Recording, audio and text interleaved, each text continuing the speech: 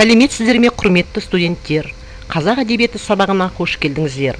Бүгінгі сабақтың тақырыбы экология, мұнай және атомдық индустрия. Ақын Гаухар Сейітжанқызының «Қара алтыны халқымның» өлеңіне талдау жасау.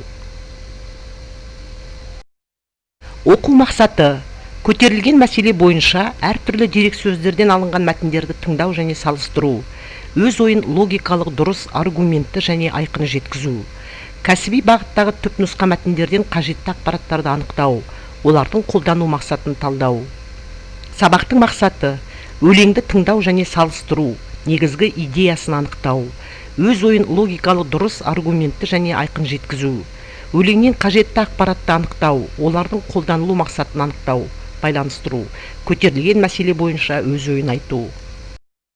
Сөйлеу әрекетінің түрлері: тыңдалым, айтылым, жазылым. Бағалау критерийлері: өлеңді тыңдайды, негізгі идеясын анықтайды, өз ойын логикалық дұрыс, аргументті және айқын жеткізеді, өлеңдегі ақпараттың қолдану мақсатын талдайды, қазіргі өмірмен байланыстырады, көтерілген мәселе бойынша өз ойын дәлелдейді. Дескрипторлар: өлеңді тыңдайды, негізгі идеясын анықтайды, өз ойын логикалық дұрыс, аргументті және айқын жеткізеді, өлеңдегі ақпараттың қолданылу мақсатын талдайды, қазіргі өмірмен байланыстырады, көтерілген мәселе бойынша өз ойын айтады. Сабақтың басы: ой қозғау. Төмендегі бейне жазбаны көріп алып, мына сұрақтарға жауап қарастырамыз. Бейне жазбада қандай мәселе қарастырылды? Экологияны жақсарту үшін нені ескеру керек? Мұнайдың пайдасы мен зияны туралы не білеміз? Үнемі үдеп отырды. Бірақ тек индустриалдық қоғам және демографиялық жарылыс жағдайында ғана адам әрекетінің жағымсыз зардаптары ғаламдық сипатқа ие болды. Қоршаған орта бұған дейін ешқашан байқалмаған қарқынмен ластанып жатыр. Энергетикалық және минералдық ресурстардың сарқылу үрдісі байқала бастады. Антропогендік әрекеттің сан алуан түрлері, жануарлар мен өсімдіктердің көптеген түрлерінің тікелей немесе жанама түрде жойылуына әкеліп соқты. Табиғи ортаның химиялық ластануы, радиациялық жағдай, азық-түлік пен ауыз су сапасының нашарлауы және тағы басқа жағдайлары халық денсаулығының нашарлануына әкеліп соқты. Бірқатар ғаламдық экологиялық проблемалар пайда болды. Парниктік эффекті, озон қабатының жұқаруы, әлемдік мұхиттың ластануы, шөлдену және тағы басқасы. Адамның бұл әрекеті табиғатпен қарама қайшылыққа түсіп, биосфера адамзат жүйесі барған сайын тепе-теңдік күйден ауытқып бара жатыр деген сөз. Нәтижесінде әлемнің көптеген аймақтарында табиғаттың динамикалық тепе-теңдігі бұзылды. Табиғи тепе-теңдікті қалпына келтіру мәселелері 1992 жылы Рио-де-Жанейрода күн тәртібіне қойылып, тұрақты даму тұжырымдамасына қол қойылып бекітілді. Ғаламдық қоғам табиғат жүйесіндегі тұрақты даму әртүрлі деңгейдегі әлеуметтік экологиялық жүйелерде динамикалық тепе-теңдікті сақтау болып табылады. Адамзат осыны неғұрлым ертерек түсініп, осы жолға түссе, оның жер бетінде тірі қалу мүмкіншілігі де соғұрлым жоғары болмақ. Бұл жолда мазмұны мен болмысы әрбір жеке тұлғаның экологиялық дүниетанымын қалыптастыру болып табылатын экологиялық сауаттылық шешуші рөлге ие болады және оның негізін экология және тұрақты даму пәні құрайды.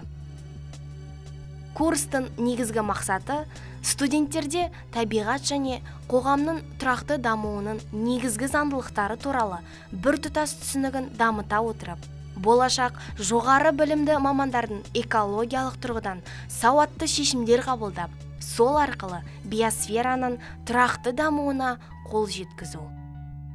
Пәнді оқытудағы міндеттер: тірі ағзалардың әртүрлі деңгейдегі ұйымдастырылған экожүйелердің бүкіл биосфераның қызмет атқаруының негізгі заңдылықтарын және олардың тұрақтылығын оқып білу. Биосфера компоненттерінің өзара әсерлесу заңдылықтары және адамның шаруашылық әрекеттерінің, әсіресе табиғатты қарқынды пайдалану кезіндегі салдарларды туралы білімдерді қалыптастыру.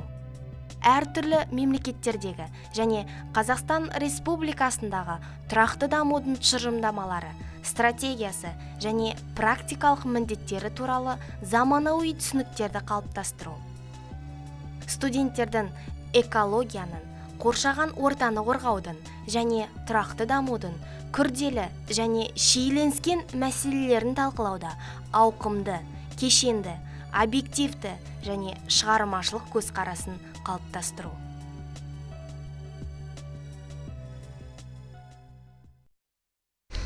Ал енді оқушылар сабақтың ортасы, тыңдалым тапсырмасы, ақын Гүлжауһар Сейітжанқызының қысқаша өмірбаянына тоқталамыз.